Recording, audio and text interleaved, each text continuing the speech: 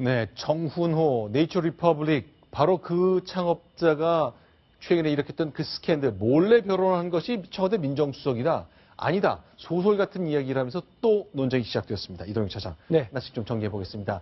청와대 우병우 민정수석 얘기인데요. 예, 어제 이어서 네. 오늘 또 새로운 의혹들이 제기가 됐습니다. 언론들에 의해서 하나씩 더 새로운 게 나오고 있는데요. 네. 오늘은 경향신문의 내용부터 소개를 해드리겠습니다. 자, 2009년 노무현 전 대통령이 대검 중수부에 출두할 당시의 모습 저희가 보여드리고 있습니다. 네. 이유가 있는 거죠. 당시 대검 중수부가 핵심인데요. 네. 그 우수석이 당시 수사기획관을 맡고 있었고요. 네. 그리고 진경준 검사장이 일과장으로 우병우 수석이 일과장으로 있었고 네. 홍만표 변호사가 대검 중수부 수사기획관으로 일하고 있었습니다. 이 네. 두 사람이 호흡을 맞춰서 노무현 전 대통령을 수사하고 있었죠. 이런 것 때문에 둘 모두 검찰에서 떠나는 그런 일이 생기게 된 거죠. 자, 그러니까 노무현 대통령을 수사했던 홍만표 당시 수사기획관, 우병우 당시 중수 1과장이 현재는 구속도에 있는 구속 피의자가 됐고 우병우 민정수석으로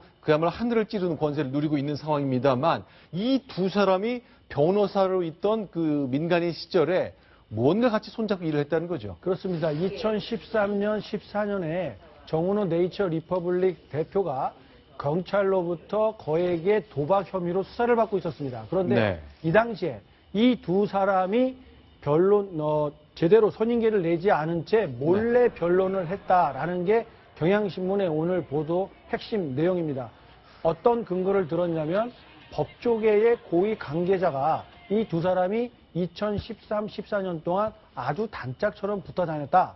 그리고 두 사람이 몰래 변론을 했다는 게 공공연하게 알려져 있다라는 이 멘트를 가지고 기사를 일면에 게재했습니다. 구장차장. 그러나 이제 우병우 수석은 오늘도 보도를 하면서 이렇게까지 강하게 부인하는 건 저도 잘 못 봤는데 이렇게 얘기를 했군요. 그렇습니다. 이 경향신문 보도는 100% 허위 보도고 찌라시 수준의 소설이다. 보통 뭐 금도 순도를 얘기할 때 100%라고 잘 안 하지 않습니까? 99.9%라고 하는데 네. 일단 100% 하나도 사실이 아니다라고 부인을 했고요. 네. 또 정은호 그 리퍼블릭 대표와 이민희 이 브로커 씨와는 네. 만난 적도 없고 통화한 적도 없다라고 아주 강하게 반박을 했습니다. 자, 이렇게 이제 강하게 반박했고 이제 결국 이제 어제 조선일보가 보도한 이후에 사건이 서울중앙지검의 형사 1부에 배당됐고요. 수사가 진행되고 있는 거죠. 그렇습니다. 아주 네. 검찰에서도 사안이 대단히 파급력이 큰 만큼 이 검찰에서 직접 조사에 나섰고 곧바로 수사에 착수를 했다는 걸 보니까 어떻게 이런 보도가 나올 수 있었는지에 대한 이 조사가 아주 급속도로 진행될 것으로 보입니다. 자, 그러면요. 자, 강남역에 있었던 저 우병우 민정수석의 부인의 땅을 파는 문제 관련된 건데 이게 서울의 강남역 위성 사진입니다.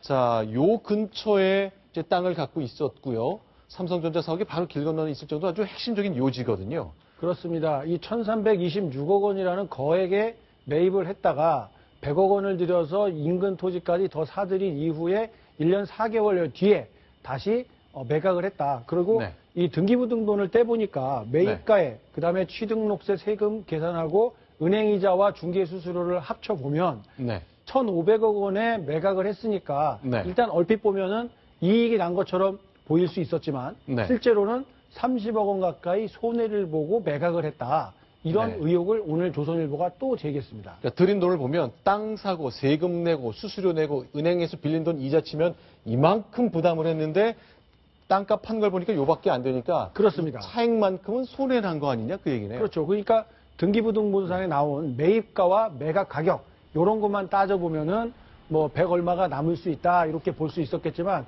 실제 수수료와 은행이자 취등록세 실제 돈이 얼마나 남고 줄었느냐 이런 것들을 따져본다면 넥슨 쪽에서 분명히 손해를 보면서까지 저런 땅 매입을 시도를 했었다 이런 이야기를 하는 겁니다. 지금 그 우병우 수석의 그 땅 매입과 관련해 가지고 네.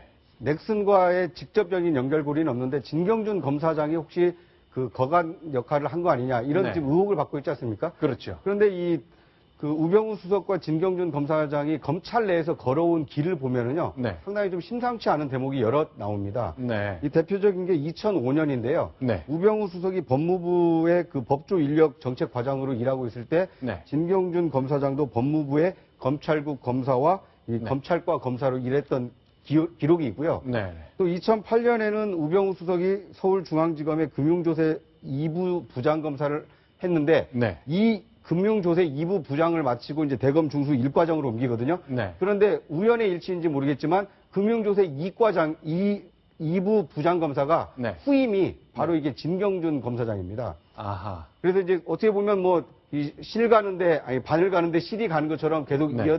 그 인연이 이어지는데 네. 이 땅을 매입했던 2011년에는 그 우병우 수석은 인천지검 그 부천지청장으로 있었습니다. 네. 당시에 진경준 검사장은 인천지검 2차장 검사로 있다가 그런데 우병우 수석이 이제 인천지검 그 부천지청장에서 검사장 승진을 못하고 네. 옷을 벗거든요.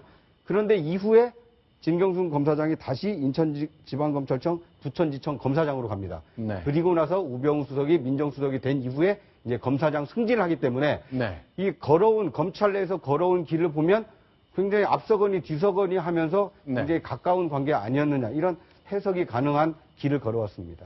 자, 이제 검찰의 수사가 시작됐습니다. 배당까지 됐거든요. 이제 수사 결과 지금 기다려야 될 때가 된 것 같습니다. 수많은 의혹들이 쏟아지고 있습니다.